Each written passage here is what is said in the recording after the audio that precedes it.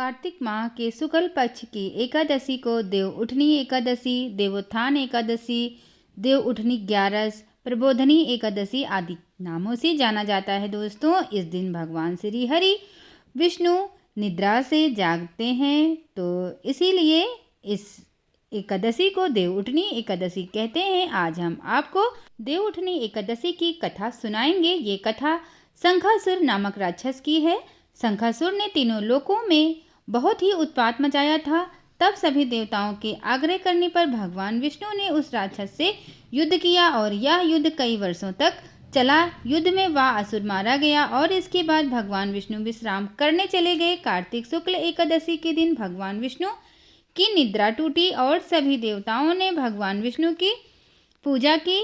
शिव महापुराण के अनुसार पौराणिक समय में दैत्यों का राजा दंभ हुआ करता था। वह बहुत बड़ा विष्णु भक्त था। कई सालों तक उसके यहाँ संतान नहीं होने के कारण उसने शुक्राचार्य को अपना गुरु बनाकर उनसे श्री कृष्ण मंत्र प्राप्त किया। यह मंत्र प्राप्त करके उसने पुष्कर सरोवर में घोर तपस्या की। भगवान विष्णु उसकी तपस्या से प्रसन्न हुए और उसे संतान प्राप्ति का वरदान दे दिया। भगवान विष्णु के वरदान से राजा दंभ के यहाँ एक पुत्र ने जन्म लिया। इस पुत्र का नाम शंखचूड़ रखा गया। बड़ा होकर शंखचूड़ ने ब्रह्मा जी को प्रसन्न करने के लिए पुष्कर में घोर तपस्या की। उसकी तपस्या से प्रसन्न होकर ब्रह्मा जी ने उसे वरदान मांगने को कहा। तब शंखचूड़ ने वरदान मांगा कि वह हमेशा अजर अमर रहे, वह कोई भी देवता उसे नहीं मार पाए। ब्रह्मा जी ने उसे ये वरदान दे दिया और कहा कि वह बद्रीवन जाकर धर्मध्वज की पुत्री तुलसी जो तपस्या कर रही है उससे विवाह कर ले। शंखचूड़ ने वैसा ही किया और तुलसी के साथ विवाह के बाद सुखपूर्वक रहने लगा।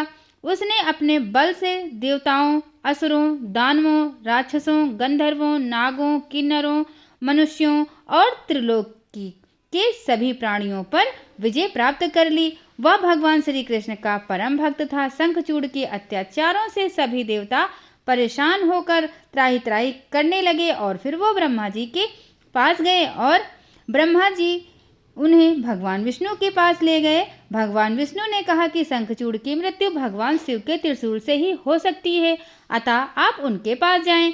भगवान शिव ने चित्ररथ नामक गढ़ को अपना दूत बनाकर शंखचूड़ के पास भेजा। चित्ररथ ने शंखचूड़ को समझाया कि वह देवताओं को उनका राज्य लौटा दे, परंतु शंखचूड़ ने मना कर दिया और कहा कि वह महेश्वर से युद्ध करना चाहता है। भगवान शिव को जब यह बात पता चली तो वे युद्ध के लिए अपनी सेना लेकर निकल पड़े। इस तरह देवता और दानवों में घमासान युद्ध हुआ, परंतु ब्रह्मा जी के वरदान के कारण शंखचूड़ को देवता नहीं हरा पाए। भगवान शिव ने शंखचूड़ का वध करने के लिए जैसे ही अपना त्रिशूल उठाया तभी आकाशवाणी हुई कि जब तक शंखचूड़ के हाथ में श्री हरि का कवच है और उसकी पत्नी का सतीत्व अखंडित है, तब तक इसका कोई वध नहीं कर सकता। इसका वध करना असंभव है। आकाशवाणी सुनकर भगवान विष्णु वृद्ध ब्राह्मण का रूप धारण कर शंखचूड़ के पास गए और उससे श्री हरि कवच दान में मांग लिया। शंखचूड़ ने यह कवच बिना किसी संकोच के दान कर दिया। इसके बाद भगवान विष्णु शंखचूड़ का रूप बनाकर तुलसी के पास गए। शंखचूड़ रूपी भगवान विष्णु ने तुलसी के महल के द्वार पर जाकर अपनी विजय होने की सूचना दी। यह सुनकर तुलसी बहुत प्रसन्न हुई और पति रूप में आए भगवान का पूजन किया व रमण किया। ऐसा करते ही तुलसी का सतीत्व खंडित हो गया और भगवान शिव ने युद्ध में अपने त्रिशूल से शंखचूड़ का वध कर दिया। तब तुलसी को पता चला कि वे उनके पति नहीं हैं, बल्कि वे तो भगवान विष्णु हैं।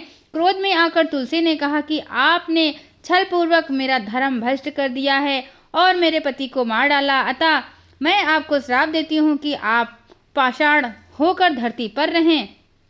तब भगवान विष्णु ने कहा, देवी, तुम मेरे लिए भारतवर्ष में रहकर बहुत दिनों तक तपस्या कर चुकी हो। तुम्हारा यह शरीर नदी रूप में बदलकर गंडकी नामक नदी के रूप में प्रसिद्ध होगा। तुम पुष्पों में श्रेष्ठ तुलसी का वृक्ष बन जाओगी और सदा मेरे साथ रहोगी। तुम्हारे श्राप को सत्य करने के लिए मैं पाषाण शालिग्राम बनकर रहूँगा।